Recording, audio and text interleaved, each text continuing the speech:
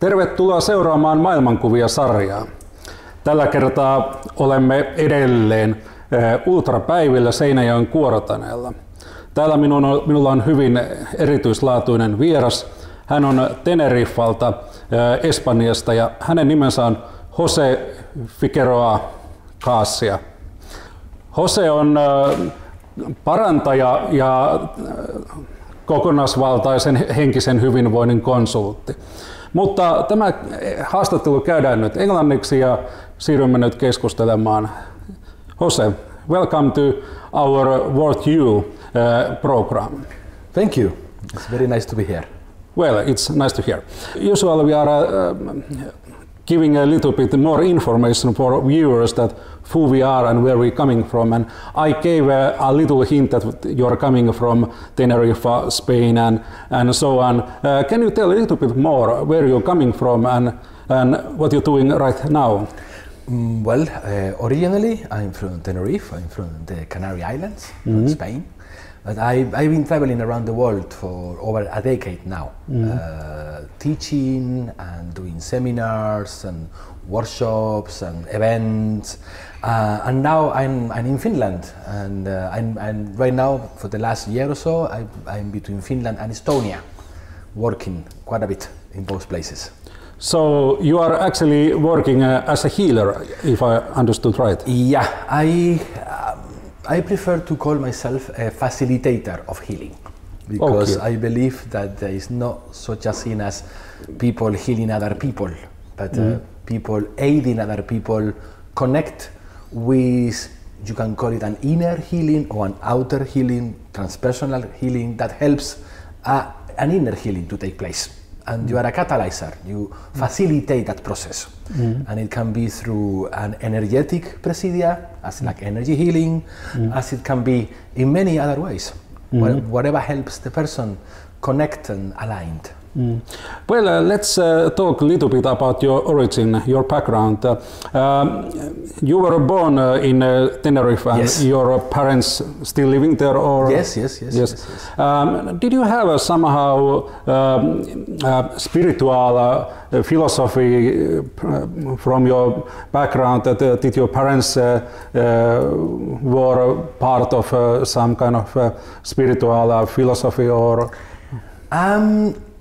In a way, and not. My mother is a very Catholic lady, and for some time, for many years, she was actually part of a movement within the Catholic Church called the Charismatics. And the Charismatics are well known for practicing healing.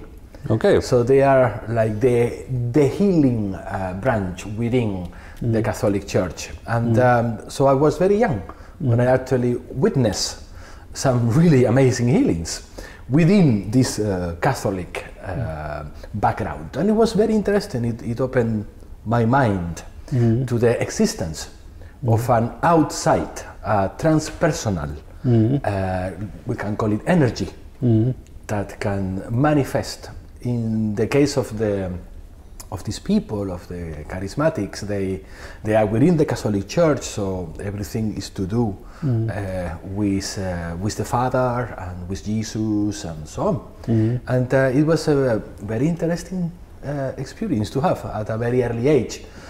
My father, on the other hand, was very much of a philosophical man, and he read Plato, Aristoteles, And he was a very cultured man, actually. And I got from him the love for books. And my home was full of the classics. So I read the classics at a very young age. And many other books. And within these books there were also many books about many subjects that we will call now sort of new agey. Because my father was very curious. So there will be a lot of books around. So maybe instead of reading comics, I was maybe reading other things. This was very mind-opening. But my main influence, really, was at the age of 14, when I met by complete chance a very wise and very interesting man, a true teacher of the esoteric tradition of the West and the East, but he's Western. And he was at the time a recognized and well-known master of several esoteric orders. And he happened to be my teacher at school. He was my tutor. And you see, we're talking about 1984. And in those days, teachers have a lot of power, and they were very respected. And they could do whatever they wanted. So this guy will actually openly talk about clairvoyancy and telepathy, and he could see people's auras, and which was not very good fun if you are a little boy and you've been naughty, and he can read your mind. I can tell you some very funny stories about this. I'm sure about it. How about your mother? She was a part of Catholic Church and this charismatic movement. Did she have this kind of ability to heal people? Not particularly. She was part of the healing circles. So they invoke the Holy Ghost and they pray to the Lord, and things happen. Sometimes things happen. Was there any contradiction between your father, who was a philosopher, and your mother, who was more like a religion oriented? To be honest, no, not really. And this, but maybe because I'm from a very early age, I understood that there is no such a thing as the truth, and that the truth and spirit is manifesting everywhere, in many different ways, through many different masks and very different symbols and very different paraphernalia and ideas and thoughts, and things can look very opposite, and really maybe they are not so opposite. Is opposite to us, because we have a problem. Human beings, we are very dualistic. Yes. So we automatically, we don't see the whole. We see the extremes, and this is part of the good or bad, and so on. Yeah, this is one part of the problem of the world, society, etc. We are very extreme. We don't see the whole. We go here or there. We see this or we see this. I am here or I am there. I am left wing or I am right wing. I am this, I am that. I'm spiritual. I am very, not at all. Yeah, but then in the age of 14, you met this spiritual teacher of yours, and how long you were in his student? I haven't. It's still going on. Ah, okay. It's still going on, but at the time it started 2 years. Then I move on to high school or college, whatever it's called. Before university, and then when I was a young man, we met again, because I was by that time very interested in these things. I already have met other teachers, because then at the age of 16, I met my first healing teacher. Okay. And that was a very interesting experience. So basically, this first teacher was teaching about those esoteric things, like what you described. He's also a healer. Yes. But he didn't taught any healing to me at the time. Which was a good idea. Did he teach you by practicing some skills, like watching people's auras, how to do it? No. Not giving any methods or techniques? And because you see, I was very young. Yeah. And he was very much against the idea of people developing any psychic abilities too fast, too quick at a young age. Yeah. Mind is not ready and so on. Exactly. The personality is not ready. Yes. And in fact, so what he did for 2 years is that he focused more into macrocosmos. Yes. So giving more like a big picture, exactly. not going to details. Big picture. Yeah. And like trying to understand also different spiritual traditions and different understandings, East and West, and how things may look very different, but maybe they are not so different. Yes. So indeed. This gives me a very good base. And then this second teacher came a few years later, and he was a healer. Yeah, he was a healer. And did he teach some specific technique? Oh yes, he did. This one, yes. So what kind of is this technique? What he actually taught? Well, basically, it was a process. First of all, I did with him you may be familiar with the Silva method. We did the entire Silva method. What is it all about? The Silva method was invented by a man called Silva. He used this to train astronauts at NASA, and is designed for people to be able to control their minds completely, to the point of even doing self-hypnotism. Thoughts and emotions, or it teaches you to lower your brain waves to the point of hypnotism and to the point of deep sleep, but actually being awake, so that you can program your mind and do all kind of things. Because he was of the opinion, and I agree, that if you're going to enter into energy, then you better be the owner of your mind. And he had a very big point with this, and this I've been ever so thankful for this. So I learned the entire Silva method, and that allowed me to be able, like for example, now if you bring Uri Geller here, he tried to hypnotize me. I have met him. But he won't be able to hypnotize me. Nobody is. I will just go like, yeah, whatever, thank you, because my brainwave can go down, but I don't lose my consciousness under any circumstance. So what was the purpose of that? Is it more like that the healer have to heal himself first to understand how things goes? Or? Not really. It's more, at least the healer must have a control of his own mind. Yeah. And understand it. What's going on? And mind, and indeed, especially brain. Yeah. How the brain works. Because then we move into something that sounds very strange, but not really. Ceremonial magic. And within ceremonial magic, then we started to learn different ways of healing and how to work with energy. And this went on for about 3 years. So when we're talking about this energy, are we talking about some power which is coming from our inside of us, or is some universal energy?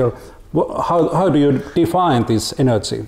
Well, at the time, because things have changed a lot. Okay, let's do it. At the time, I was taught how to use my will and how to use my own energy, my ki, as they would call it in Japanese, chi in Chinese, and how to bring in ki, force, from outside. And this is the whole point of ceremonial magic, is understanding what you are actually doing and what forces you are working with, which is a rather hairy subject, complex, very complex. And I learned quite a bit, to the point of understanding that the less you do, the better. Okay, all right. So, and what was the next step after you have met this second teacher and get those lessons? What the next he has step, offered? by this time I'm 18, 19 years old, and my first teacher gives me very good piece of advice, because I had very, very interesting experiences with this second teacher. Not bad, but very strong. And I saw things that most people don't get to see in their entire lives. I saw one. Can you too define many. those?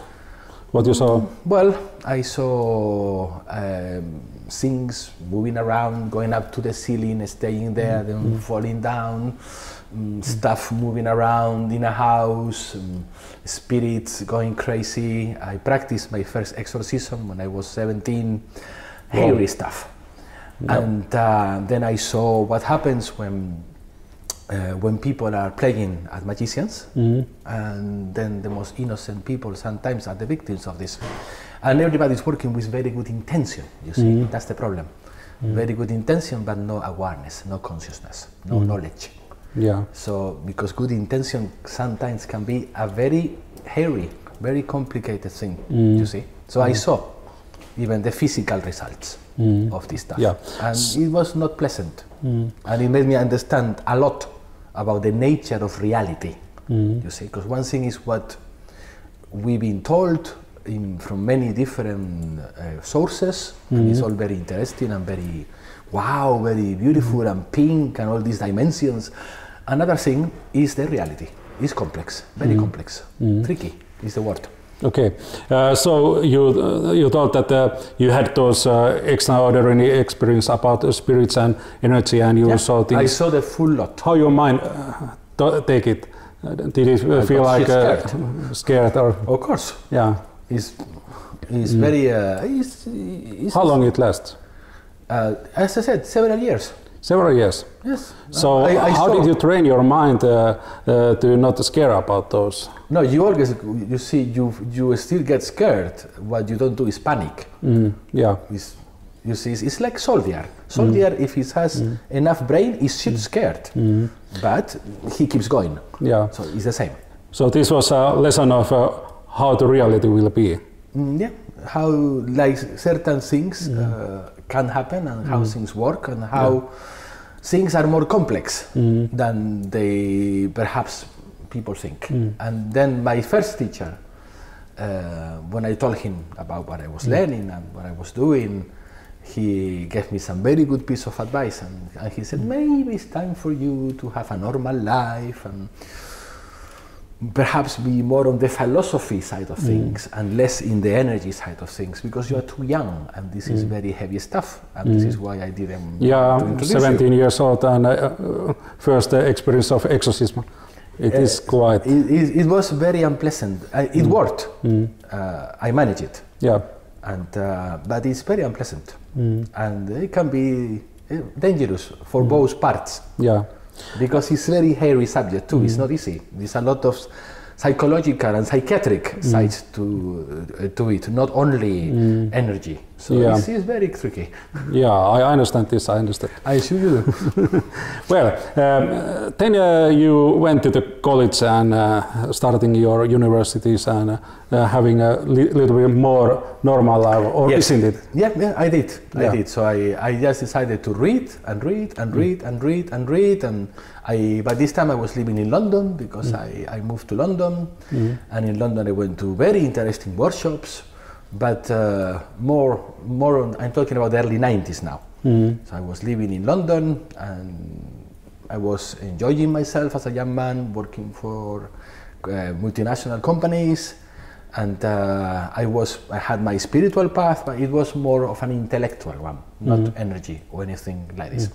And this lasted for a long time, and it was important that I learned skills, and I got myself a proper job and all this stuff. So and, what you graduated, which were your professors? I didn't finish this. I went to because I started studying philosophy, but as your father. Yeah, something like that.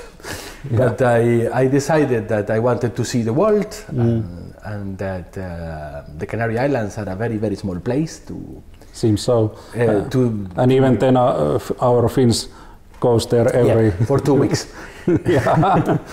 So anyway, so I went to London. It was in the 90s. Was a very exciting place. It still is, of course. And in there I learned many things, especially about myself, which is at the end of the day what we all have to do. And in there for many years I was just somebody with an interest. And I will do many workshops, and I will read many books, and I will meet some very interesting people. And but it was very much of a private thing, and not. I wouldn't be doing healings or anything like this. But I'll be very. Of course, I was into it. Let's say I was a spiritual person. Somehow. Somehow, yeah. But I was not practicing anything. Yeah. So, what happened then? Now you are a spiritual healer and doing those things. What happened? Life. Life, as usual. So, can you tell a little bit more about this, some kind of turning point, what happened? Yeah. At some point, many things happened, one after the other in my life. And I had an accident. I broke myself a knee, and I was in a lot of pain, and it was not a very fun situation. And then a healer showed up, and this healer healed my knee, and like quite effectively. And it's a long story, but we got talking, and he has realized when he was doing the healing on me that I had some kind of connection with this, so we talk, and he said, well, why don't you, would you like to learn what I do and how I work? And I said, why not? I'm not new to this, I'm open to learn. And before I know, 3 years later, I have come to the understanding that a big circle has closed in my life, in my life, and that this guy was a Reiki master, and he was an intuitive Reiki master, and he has he has traveled around the world learning. From many different Reiki masters in America, here and there, because he wanted to understand it very well. And during me learning with him, I came to understand that my previous knowledge was extremely handy, and that I very quickly could see and understand and make connections that other people doing exactly the same thing, they couldn't, because they didn't have the information, they didn't have the experience. They have and this is a bit controversial, but they have the official Reiki version of things. This is this, and this is that, and and maybe it seems that everybody has own techniques with Reiki. It's not really about that, you see. This is the problem with Reiki. And anyway, I don't really, I don't have an interest anymore. I teach intuition, compassion, and consciousness, the esoteric traditions and the mysteries of healing. And within that context, I look at Reiki and the esoteric Eastern, Japanese traditions that are behind it. I lived in Japan for some time. I did an investigation, and it's one of the reasons that I decided a while ago now to stop officially teaching Reiki level 1, level 2, and all this stuff. There's a lot more to healing, and there's a lot more to Reiki, and there's a lot more to energy, and this is what interests me. And people come to my workshops. Yes, they're going to learn Reiki as part of a much larger understanding of the universe, of reality, of the human psyche, microcosmos, macrocosmos, energy. There is a lot of ideas that seems to be very like solid, and this is like this and this is like this, and it turns out that it's not. That this is American concepts. Well, if we think about the healing process itself and what it represents, can you say it more easier than that it is your consciousness, it is compassion, and it intuition. You need all those to do healing. It's idea behind of healing, isn't it? Not really. Not really. Tell me.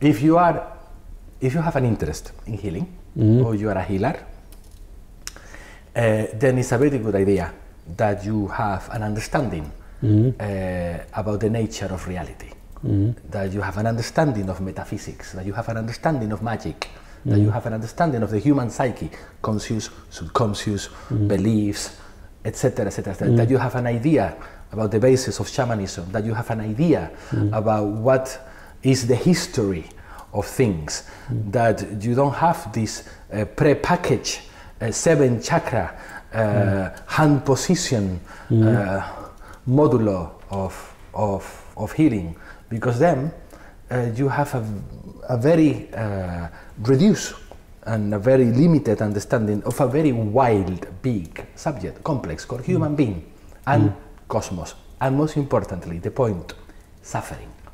What causes suffering? What is suffering? What are the causes of suffering? Why do people suffer? And how they express that suffering in their minds, in their emotions, in their bodies. And how you, from an energy perspective, can you help? That's the importance. Well, this is why you have to understand about shamanism, magic, psychology, transpersonal psychology, metaphysics. Because without all of that, you are blind and deaf. So you have to study all of those things. Yes, you have to. Sooner or later. But in which level that you can go to university and read parantaja psychology and so on, but transpersonality psychology, you can do that. But which level you went it, and how did you learn, or did you just learn by yourself, or did you? I have educated myself, and I've been educated in many different traditions, Western and Eastern. I have found myself the teachers, the teachers has found me. Also, I now have 30 years of energy experience, and most importantly, I am alive, and I suffer myself. And I haven't healed myself, you know, and I don't know everything, and no, I'm just sharing what I have come to understand, and then I try to share it step by step in a comprehensive manner. Let's talk a bit about those 3 subjects what you put there. That, intuition, compassion, and consciousness. Yeah. What those things mean to you in the first place? If you're talking about first, like intuition, what is mean to you, and what is it when you are describing? Intuition is the capacity for the rational mind to receive information, to know things that rationally shouldn't be able to. Intuition is always a transpersonal phenomena, although many times can be just the subconscious mind making available information to the conscious mind. And I have this intuition, when actually it's a psychological process.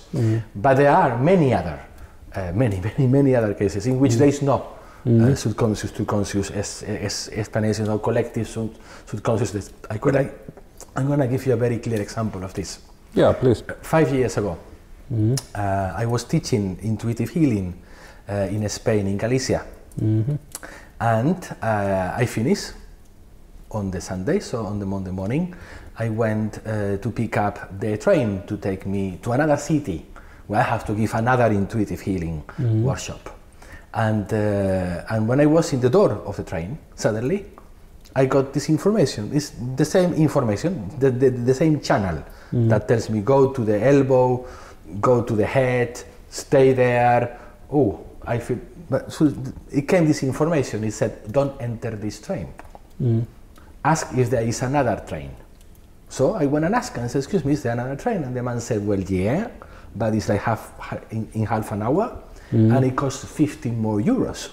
So rationally, I had the train there. I was actually in a hurry. I should have entered this train, but my intuition said no. Ask, and if there is, take the next. I have now learned to trust my healing intuition. Like, yes or yes, I trust. So I said, okay, I take the next train. The guy was like, okay. So he sold me a more expensive ticket. I sat there, the train left, and came the other. Of course, my rational mind was going, Jose, what are you doing, you idiot? Come on, you lost the train, you pay more money, you have to get there. What are you doing this? My rational mind. Yes. My intuition was telling me, cool. You do what you have to do. Stay here. Get the next train. So I did. That train got off the rails. 80 people died and 150 were injured. I saved my life through intuition, through the same channel that I teach people to connect to and listen. When we are talking about intuition now and about this particular case, is it where those let's say those advices that avoid this train, where they came from? Intuition. Yeah, but transpersonal. Well, is this intuition from your soul, from your spirit? This is what I meant. That it's like a gateway to. Yeah, it's a channel. It's a channel you receive, and the whole idea is to teach people to open up this capacity that we have. Yes. To listen to our higher self, to the part of ourselves that knows things, to the part of ourselves that unfortunately doesn't have the capacity to say to our free will, come on, do this or don't do that. Yeah. All that part of ourselves can do is talk to us. And it talks to our intuition. Now, our free will, God-given or universe-given or whatever you want to call it, is a beautiful gift because we can do whatever we want to, whenever we want to. We can go left, right, up, down, join the Ku Klux Klan. We can do it. Sure. Yeah, there's no like, don't do that, excuse me. No, it doesn't happen. So our higher part, all it can do is send us messages. And all we can do is learn to listen and trust. And this is the first step that I try to teach people. It is quite a challenging step actually to be all the time get a connection to the intuition and your higher consciousness. It is very difficult, but it's the one thing where it's worthwhile investing your time and your will. Yes. I cannot think of anything better, really. I agree, totally. So this is actually kind of evolution of your consciousness, that your normal daytime consciousness learn to receive message from higher consciousness, and it will. I try. I try to listen as much as possible. Yeah. And when I'm doing the healings, this is my main guidance. I don't have a system. This is what I mean. You see, I have learned many things, but I don't have a system. My system is to lift my head aside. And allow for something which is far more wiser than my individual personality to instruct. Yes. And to guide. And not question it, you see, this is the key. Because we have this monkey mind, you know. Oh, so I'll do this, oh no, but I feel. Set up the monkey mind to one side, you can look at it later, and allow the higher mind to talk. And it actually talks through here. Okay, this is a very clear picture now, but what is then role for the ego? What is the role for ego in this process? Is this ego like this daytime personal mind, this monkey who should be kicked out, or what is the role of ego? I mean, ego. You see, okay, you see, words have a lot of power. Yeah. And some words are actually overused, and of so overusing, they actually end up being misunderstood. And they become damned words, you see. They become the opposite to what they really should be mean. So I don't like to use the word ego, because it's just like something terrible and horrible. Must kill my ego. Yeah, unfortunately. But you can. I prefer the word self, personality. But what is the role of the personality? That you don't drive yourself mad. You have a personality that encompasses your idea of yourself, your idea of the world, your personal memories, etc. Your identity. Well, this is identity is more like a personality, Yeah, but ego is more like we try to control that personality. But you see, we are getting into this dualistic thing. Ego, no ego. This is a little bit too much on the Hindu side of things. Okay. Not even Buddhist, you know. Not mention Christian. Yeah. Like, you have a personality. You have an idea of yourself. You have a self, an identity.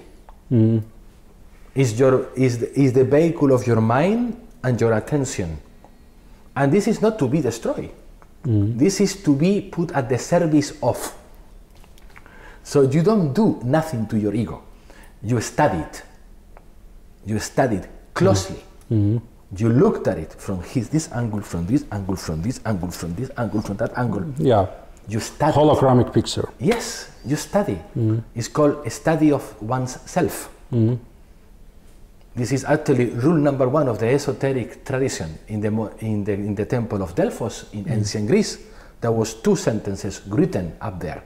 1, man know himself. Yeah. 2, nothing too much. This is the 2 biggest rules of the esoteric tradition of the West and the East, actually. Very powerful stuff. You can write a book this big just about these 2 sentences. So the ego, you study it, so you know yourself, you understand yourself, conscious and as much as conscious as possible, and you put it at the service of something higher. Yes. You start to take away from the fat guy, which is the self, and what you will call the egoistic part of you, now bringing in the bad guy aspect of it. You put him on a diet, and you start feeding this leamy, skinny guy, which is the part of you that is bigger, but not so powerful here. And this is a healthy diet for spirituality. But you don't kill the ego, you need it. Because it's your vehicle, it's your vessel in this reality. The whole idea is that it doesn't rule, that it's not a tyrant, but it's at the service of a higher. Yes, so you are actually want that the higher consciousness has power to control that body and this mind, rational mind, and the personality has the capacity.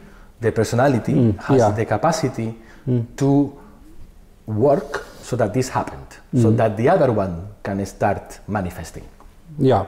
So, and then a compassion must be that power of what you're using to express yourself in this world. Awareness. Compassion is awareness, and it's a very basic awareness, but very deep. You see, I spend a whole day talking about compassion so that people really understand what it is, because there is an entire explanation of how this works and what it is. You see, more beyond be good to other people and be nice.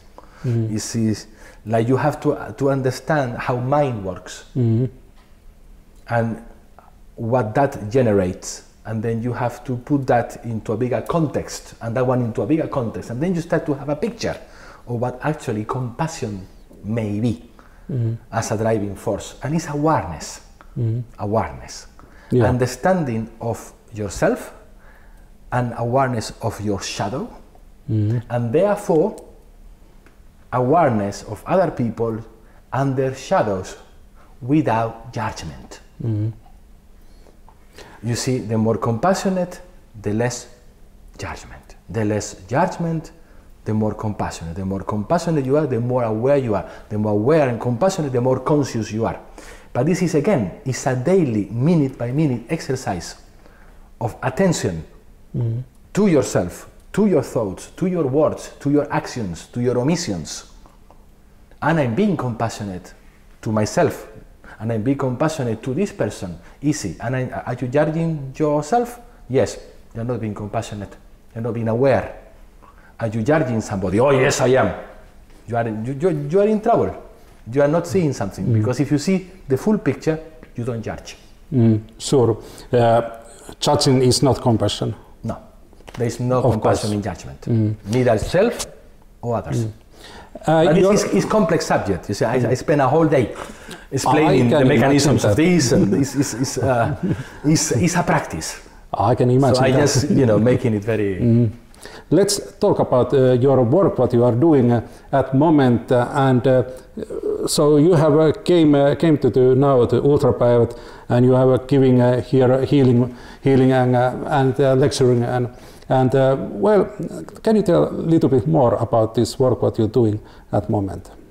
I'm basically teaching these workshops that I mentioned, the intuition, compassion, and consciousness, the esoteric traditions and the mysteries of healing.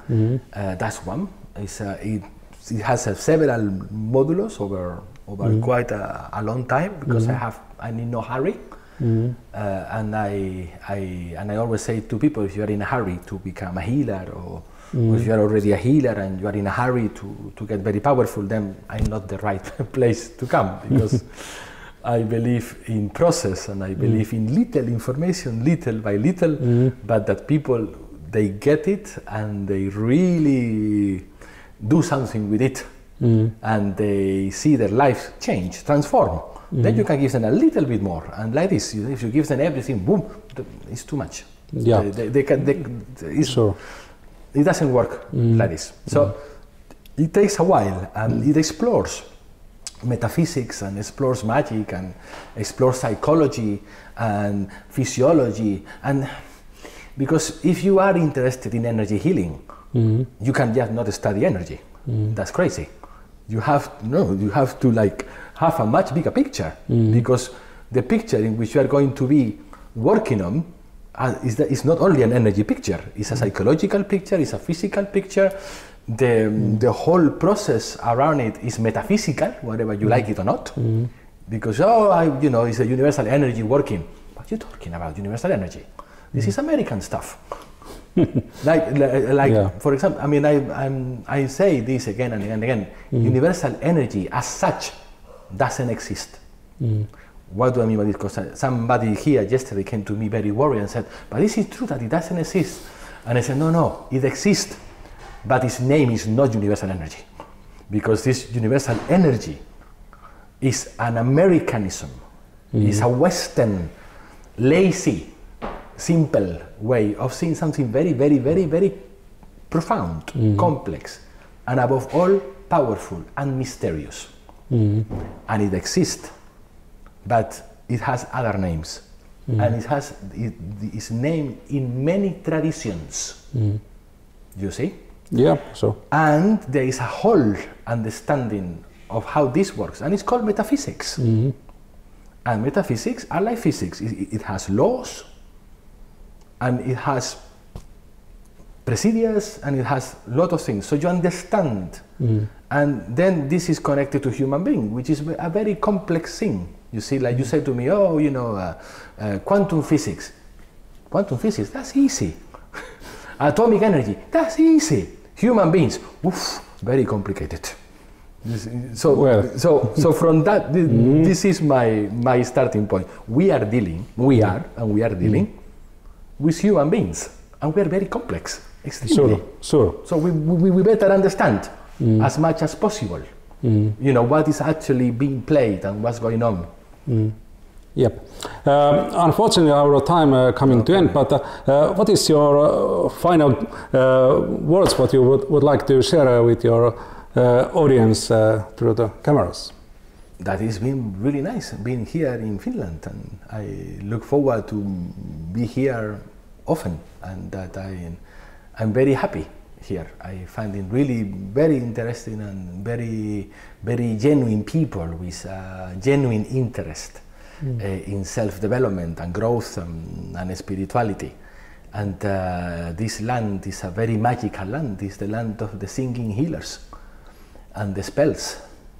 And it has an amazing tradition, very amazing tradition, and it's in your blood. Same as Estonia. It's, this area of the world is very special, very particular, very, very strong power, And this is why there's so many people that are like looking around, this in their blood. And we are in a moment of humanity in which more and more people are awakening. And many of them are being awakened by suffering, you see. Because suffering is, can be and is many times a vehicle for spirit to move, to shake the personality. Yeah. And this is why there's so many people in healing and looking for healing or wanting to heal themselves because they're experiencing suffering, mental, emotional, physical, because this really is the three places where we can suffer. Sorry? Social as well. Social Yes. suffering. Yes, social suffering. And this is why people are looking for healing and for healers. And it's an instrument for spirit, for people to go from this, to start doing like this, and eventually like this. Yeah, it was very nice to meet you, Jose, and I'm sharing your thoughts quite much about those consciousness and those things. I think you are in right path. Thank you. I don't know if I'm right, but I am. All right, thank you.